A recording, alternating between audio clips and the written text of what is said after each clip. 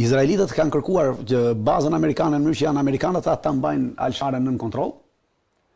Ta mbajnë amerikanët, jo turqit apo sauditët apo turqit të njëjtën gjë kërkojnë që të jenë amerikanët që mos të jenë izraelitët. Pra të mos përparojnë izraelitët. Pra amerikanët vendosen aty për të shmangur këtë përplasje midis Turqisë dhe Izraelit. Dhe në kurrizë të Sirisë.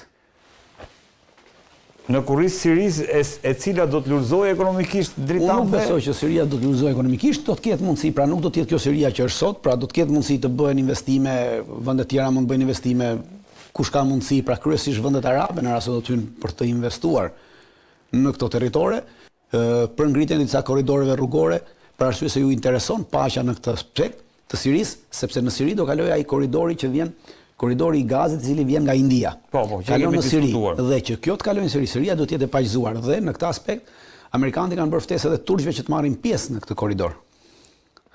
Pra në ndërtimin e këtij korridori që do kalojë në Siri. Dhe për këtë arsye edhe turqit kanë pranuar dhe kanë kërkuar pra aktualisht të gjithë janë duke luftuar aty për interesat e tyre. Dakor. Po kjo baza ushtarake po thua po bëhet për të shmangur konfliktin Turqi-Izrael. Ishte ajror, bëri përshtypje që ishte bazë ushtarake ajrore. Baza vendoset në aeroportin ndërkombëtar të Sirisë, pra një pjesë ka qenë fundi i saj ka qenë një bazë ushtarake siriane dhe ajo mund t'i kalojë Shtetet Bashkuara të Amerikës, pra një prezencë ushtarake amerikane në kryeqytetin e Sirisë, cila baza është vetëm diku rreth 4.5 kilometra larg pallatit presidencial. Pra nuk është më larg 4.5 kilometra nga pallati presidencial, pra e mban totalisht nën kontroll. Dhe prezenca amerikane në qytetin e Damaskut, pra në qytet forcon edhe pozitat e izraelitëve dhe turqëve në Siri, e cila shmang totalisht përballjen e tyre.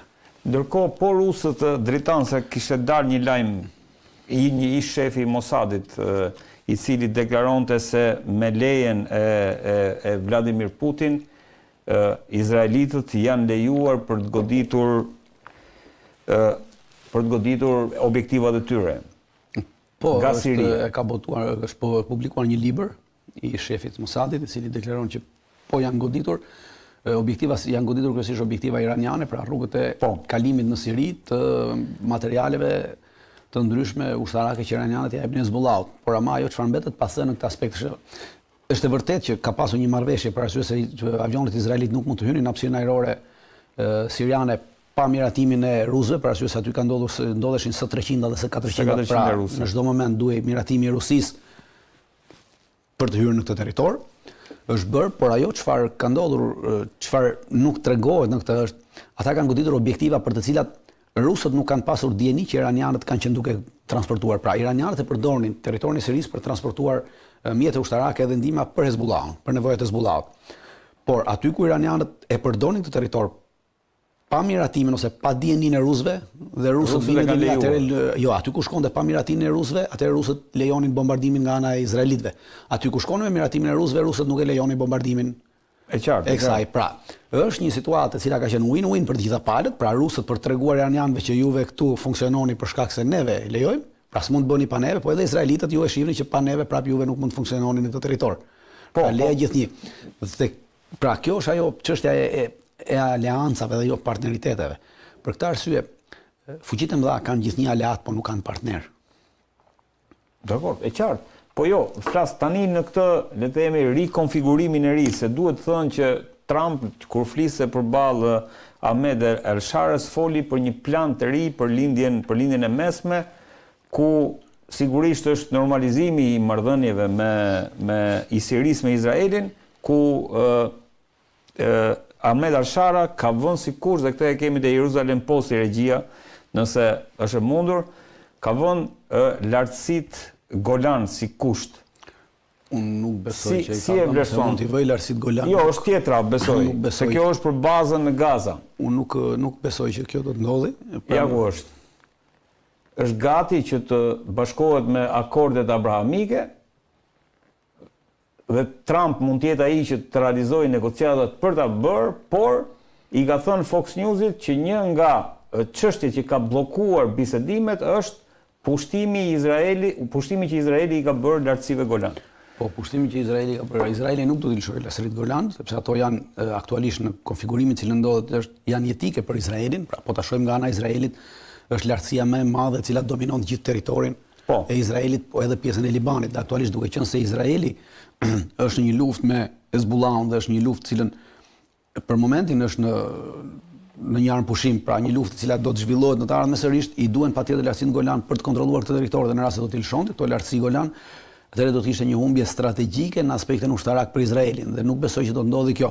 Tentativa që Al-Shara e bën këtë, bën për dy arsye. Para për t'treguar popullit sirian që neve dhe për t'treguar pjesës arabe, popullatave arabe që shikon neve nuk merremi vesh me Izraelin sepse është kjo, pra është një lloj mënyre. Kjo e ka bllokuar. Unë nuk mendoj që ka bllokuar. Unë nuk besoj që ka bllokuar negociatat për arsye se ministri i jashtëm i Sirisë edhe njerëz të ngushtë tjerë janë ulur disa herë me qeveritarë të ndryshëm të Izraelit, pra bisedimet kanë vazhduar. Ndoshta kjo mund të mos sjellë nesër një nënshkrim të diçkaje.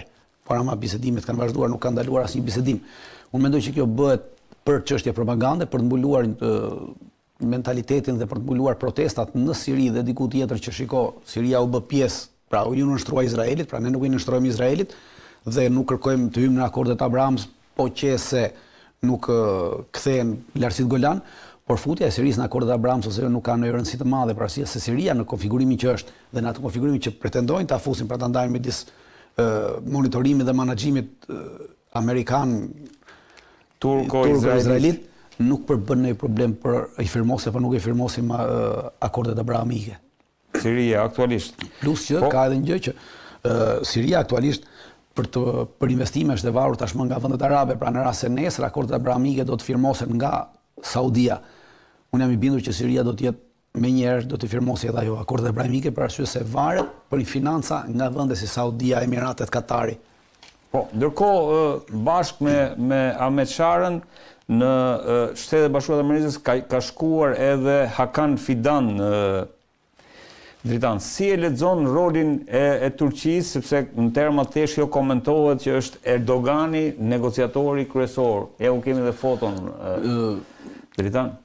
Nuk është Erdogani negociatori kryesor, pra ajo çfarë ka ndodhur është ndërhyrja izraelito-turke, pra edhe izraelitët edhe turqit të dy kanë qenë në një mendim dhe kjo tregon që izraelitët dhe turqit kanë takime të fshehta midis njëri tjetrit, takimet për të cilat Erdogani nuk dëshiron që të merren vesh, sepse ndikon totalisht në atë gjoja pro-palestinizmin e tij, por që gjatë gjithë kohës ka pasur marrëdhënie të ngushta me Izraelin dhe me qeverinë izraelite, është dhe një deklarate e Shtëpisë Bardhë e hedh poshtë komplet këtë çështje duke thënë që për shkak të ndërhyrjes izraelito-turke u arrit kjo punë.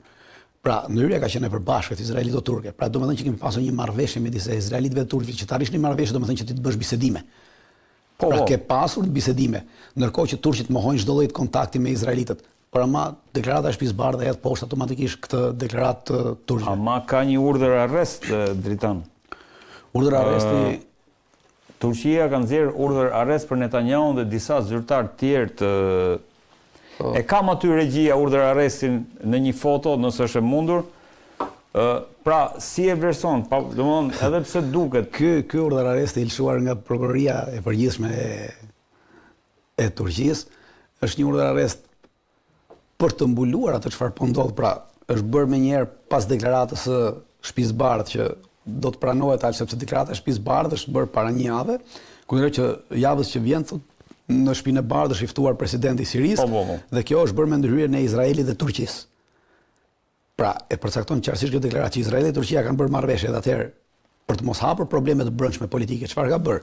Prokuroria e Turqisë, jam i bindur totalisht me urdhër të presidentit, ka lëshuar këtë urdhër arrest për sy e faqe, i cili është një urdhër arrest për arrestimin e ministrit mbrojtjes, kryeministrit, komandantit shtabit përgjithshëm të ushtrisë izraelite, komandantit kufirit të ushtrisë izraelite, dhe kjo është lëshuar për të ndaluar për shkak të veprimeve që ushtria izraelite ka bërë kundër anijeve të asaj flotilës Sumuda që vajti. Për ato bëhet. Për shkak për ato bëhet llaf sepse një pjesë atyre anijeve ishin anije turke dhe në tokë ishte edhe shtetas turk. Pra duke qenë se ishin me regjistër turk dhe anijet për këtë është urdhër arresti, pra nuk ka të bëjë me asgjë tjetër. Nuk ka të bëjë me gazën. Jo, nuk ka të bëjë me gazën, nuk ka të bëjë fare. Jo, nuk ka të bëjë, e përcakton qartësisht tu se për çfarë është. Ja ku thot. Sumud flotila, ja ku e keni. Po. Pra është vetëm për shkak të kësaj flotilës, për shkak se një pjesë e anijeve në këtë flotilë ishin anije me regjistër turk dhe të nisur nga portet e Turqisë. Dhe për këtë arsye duke qenë se ndërhyrja izraelite ka qenë në ujëra ndërkombëtare ndaj këtyre anijeve, ka shkelur rregulla ndërkombëtare. Po ja kush dhe Gaza aty, devlet, se unë nuk e di turqishtën.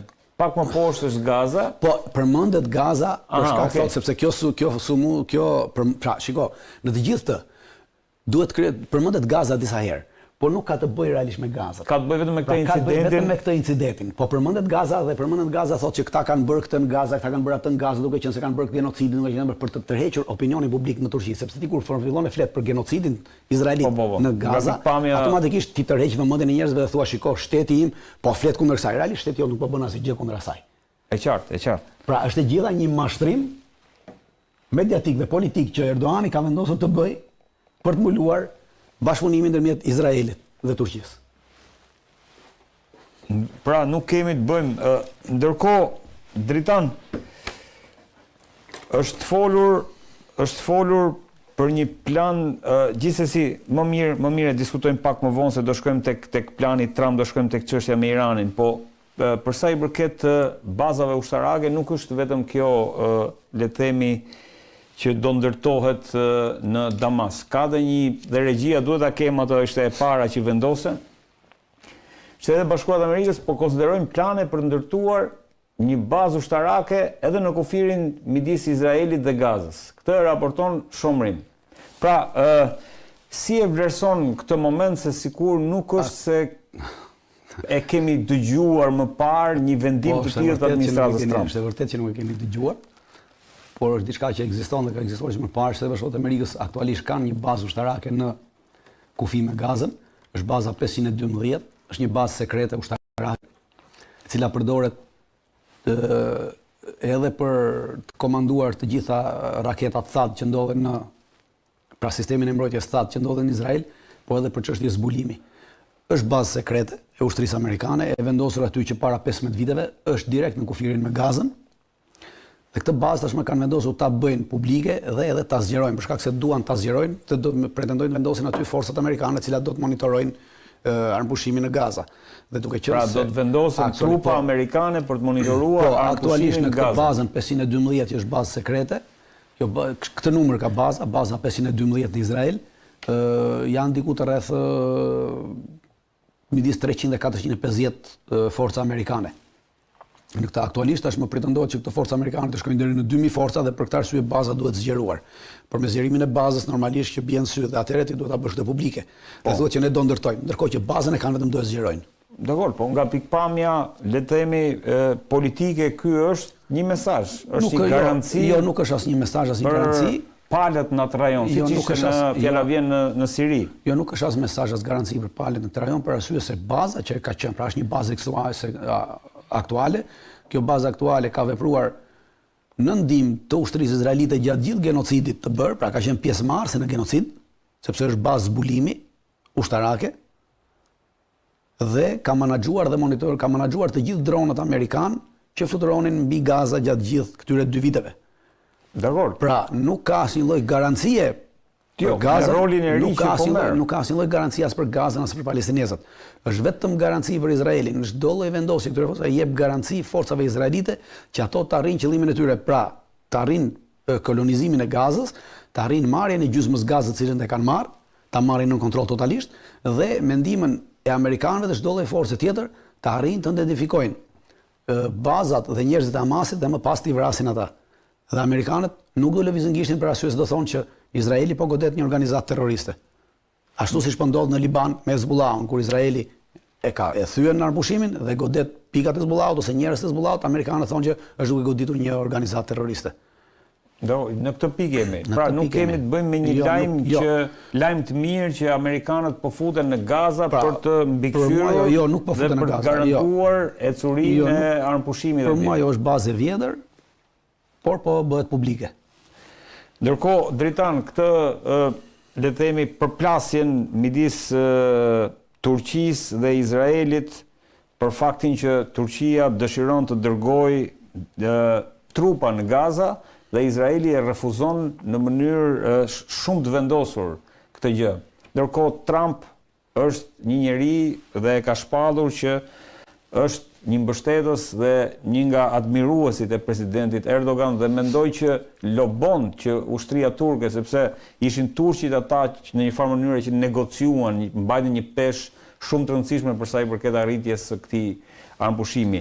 Si mendon se do zgjidhet kjo? Unë nuk mendoj që turqit duan të dërgojnë në Gaza rreth 2000 forca. Nuk mendoj që do arrin të dërgojnë rreth 2000 forca, në fund e gjithë kjo po bëhet një luftë që edhe izraelitët e dinë që në ndërhyrjen e amerikanëve turqit do arrin të dërgojnë disa forca, por ky 2000 forci do përmbledhet në 20 forca, pra mund të dërgojnë vetëm 20 monitorues ushtarak, por jo 2000 forca ushtarake.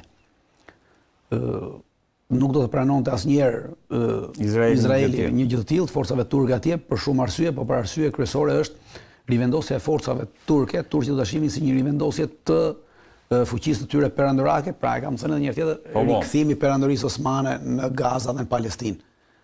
Pra kjo është gjithë qëllimi dhe nuk besoj që izraelitët e pranojnë këtë, por me ndërhyrjen e amerikanëve një grup i vogël monitorimi ushtarakësh nuk përjashtohet që pra bëhet një luftë e madhe nga të dyja palët në mënyrë që të pranohet dhe një grup i vogël të justifikohet. Pra edhe izraelitët ta justifikojnë këtë te qytetarët e tyre, po edhe Erdogani ta justifikojë këtë te qytetarët e tij.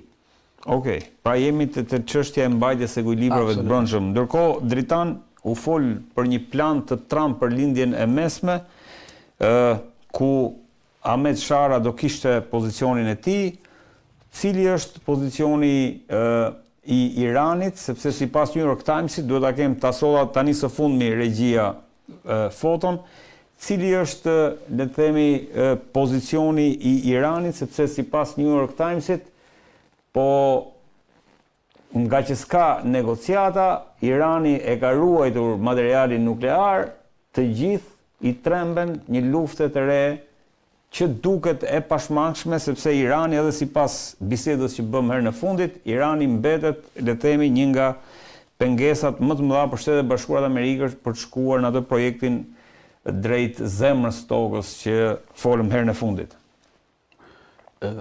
Shkrimi i New York Times është një shkrim, është në vazhdim të shkrimeve që pothuajse një seri gazetash tjera amerikane dhe perëndimore kanë marrë për të bindur opinionin publik se Irani është duke shkuar drejt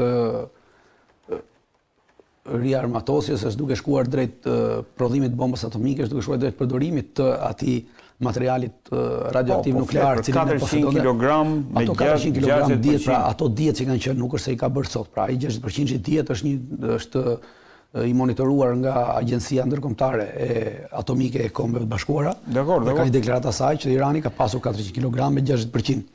Deri tash nuk ka asnjë fakt tjetër ose një provë tjetër që të vërtetojë këtë që thon New York Times dhe gjithë tjerë se Irani po bën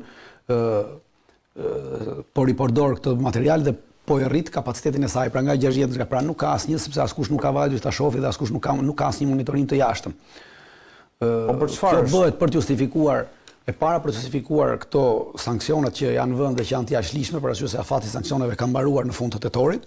Dakor. Dhe bëhet për të justifikuar një sulm të ri të Izraelit dhe të Shtetit Bashkuar të Amerikës kundër Iranit. Pra për të ngritur opinionin që ka një plan për një sulm të ri, një plan për një sulm të ri ndaj Iranit, por kjo duhet justifikuar në aspektin më përpara, duhet ngritur opinioni.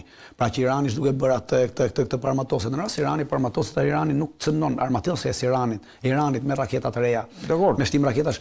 Po kush është e vërteta Dritan e këtij sulmi, nëse do bëhet, nëse nuk është, le të themi, nuk ka asnjë të vërtetë, kjo është shumë e thjeshtë. Sulmi do realizohet, por duhet ngritur opinioni publik që neve mbritëm deri në pikën se Irani është duke prodhuar, pra gradualisht të mbushet mendja e njerëzve, opinioni publik që Irani është duke shkuar në rritjen e kapacitetit të tij nukleare. Dhe për këtë justifikimi po thua. Por e vërteta kush është? E vërteta është që nuk po ndodh një gjë e tillë. E vërteta e sulmit? Nuk ka të vërtetë të sulmit. Ka një prapasken pse Shtetet Bashkuara të Amerikës. Qëllimi është që të rrëzojmë qeverinë iraniane dhe atje pretendojnë që të vendosin ndonjë qeveri tjetër kukull e cila ti bindet Shtetet Bashkuara të Amerikës dhe Izraelit. Domethënë, prandaj të pyeta në fillim, si le të themi ç'rol do ketë Irani në këtë planin e ri që Trump foli të paktën në konferencë shtypi kur ishte me Irani është kundërshtari kryesor i këtij plani në aspektin e zgjerimit të Izraelit dhe territorit iranian dhe territorit të tjera. Pra Irani, për sa kohë ekziston Irani, do të ekzistojë Hezbollahu, do të ekzistojnë Huthi, do të ekzistojë edhe lufta në Sudan, pra pjesë New York Times i ka drejtë është i pashmangshëm sulmi. Mbase jo për ato arsye. Sulmi është i shmangshëm në rast se Shtetet Bashkuara të Amerikës dhe Izraeli që ndor nga hegemonia e tyre. Pra në rast se gjithçkush do të lejohet të jetojë në tokën e vet. Ashtu siç ka jetuar në 15 sa vjet Irani nuk ka sulmuar askënd. Dakor. Po jo, flas në këtë planin e ri. Ky nuk është planet amerikane janë Trump për lindjen e mesme. Planet ndash quhet planet Trump, ndash quhet plani Biden është i njëjtë, ndash quhet planet e tyre janë të njëjta. Planet amerikane vazhdojnë në hegemoninë amerikane, pra që nga George Bushi i vjetri te George Bushi i riu, te Obama, te Clintoni, të gjithë kanë shprehur këto plane në një mënyrë ose në një tjetër. Pra i kanë formuluar në mënyrë ose në një tjetër. Hegemoni nuk e kanë kërkesën për të qenë hegemoni, nuk e kanë të ndaluar drejtën. Shiko, nuk është problemi se ne po flasim për diçka të ndaluar nga ana ligjore, ne po flasim për diçka të ndaluar nga ana morale dhe nga koncepti i jetës njerëzore. Pra, çdo lloj hegemonie në këtë aspekt me detyrim për të bërë vasalitet është në kundërshtim me gjithçka çfarë neve shohim dhe propagandohet deri më sot. Pse i themi vasalitet dhe nuk i themi një mundësi për vendet e lindjes